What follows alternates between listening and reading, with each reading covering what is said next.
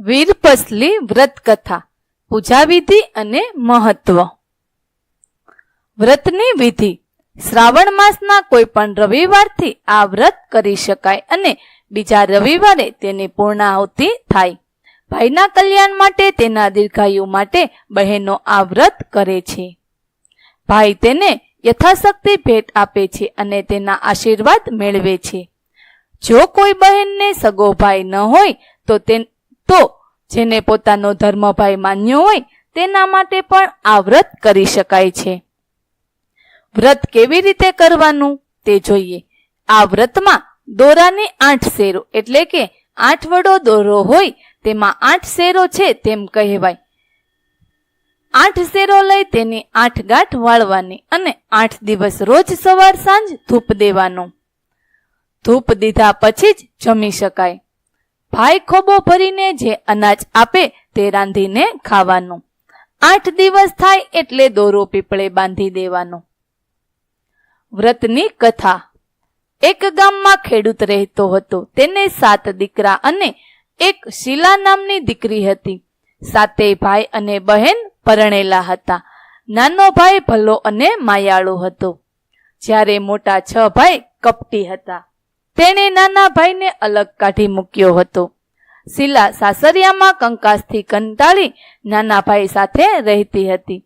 મોટા ભાઈઓ છળ કપટ કરી પૈસા બનાવી બેસી ગયા હતા, જ્યારે નાનો ભાઈ ખેતરમાં મજૂરી કરી માંડ માંડ ગુજરાન ચલાવતો હતો.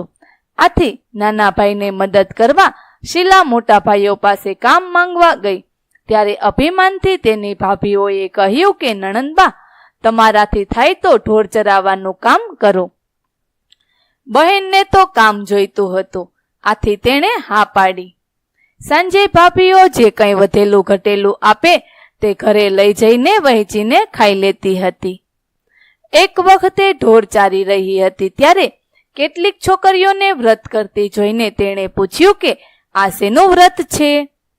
એ છોકરીઓએ કહ્યું કે આજે વીરપસલી છે અને અમે વીરપસલીના દોરા લીધા છે. એ દોરા અમે ભાઈના જમણા હાથમાં બાંધીશું અને ભાઈનો ખોબો ભરાય એટલું અનાજ રાંધીને જમીશું. શીલાએ પૂછ્યું, આનાથી શું લાભ થાય? તો છોકરીઓએ કહ્યું કે તેનાથી ભાઈનું આખું વર્ષ સુખ શાંતિથી પસાર થાય છે.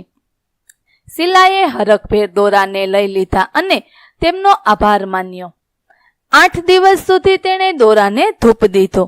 8મે દિવસે શીલા તો હરખાતી ભાઈઓના ઘરે દોરા બાંધવા માંડી, પરંતુ ભાભીઓએ છણકા કરી દોરાને કઢાવી નાખ્યા અને નણંદને હળધૂત કરીને કાઢી મૂકી. શીલા નિરાશ થઈ ઘરે આવી પણ તેણે નાના ભાઈને પ્રેમથી દોરો બાંધ્યો. નાના ભાઈએ 1.25 શેર કોદરા જે તેણે ખેતરમાં વાવવા માટે વાણિયાની દુકાનેથી ઉધાર લીધા હતા તે આપ્યા. સાથે માટીનું 1 ઢેફું અને તાંબાનો 1 પૈસો આપ્યો.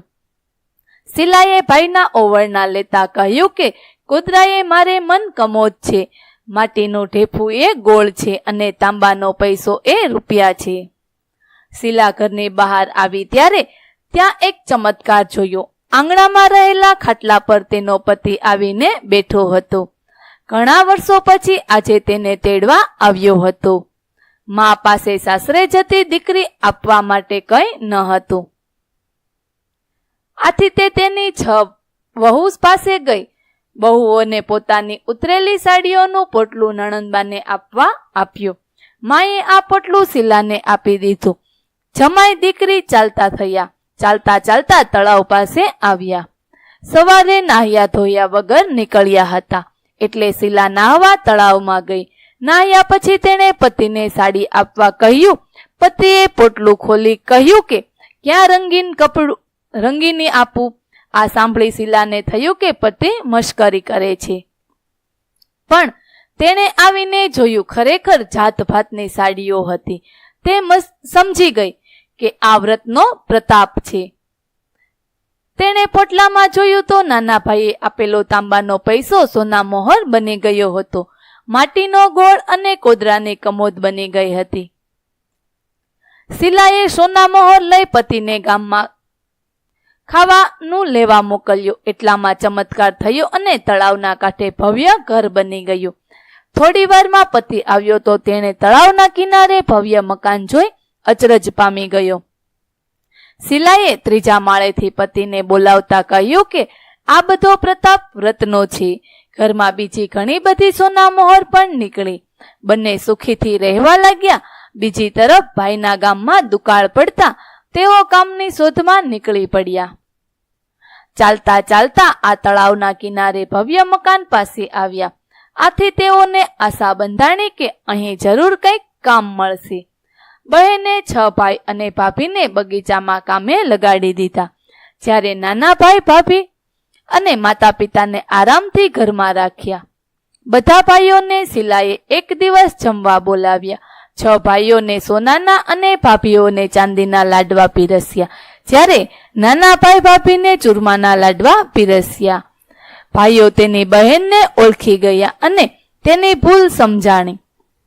તેણે બહેનની માફી માંગી અને સંપીને રહેવા લાગ્યા.